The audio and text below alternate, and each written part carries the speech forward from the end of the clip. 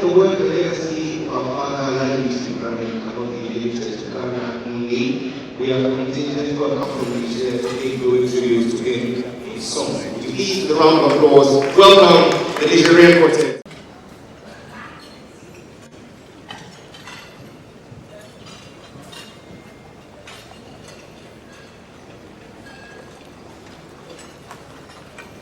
Bro.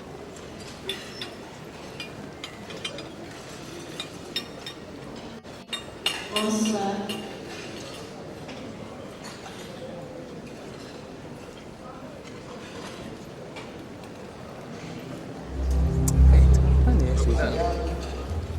A servant of mine.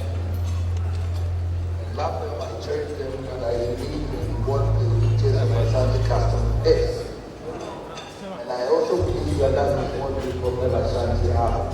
I use this position also to think about God. Whatever it is that I can do, I do for the benefit of God.